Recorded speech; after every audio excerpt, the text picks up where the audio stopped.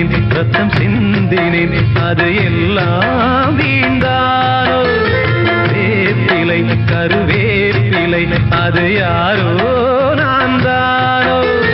என் வீட்டு கண்ணு குட்டி என்னோட மல்லு கட்டி என் மார்பில் முட்டுதடி கண்மணி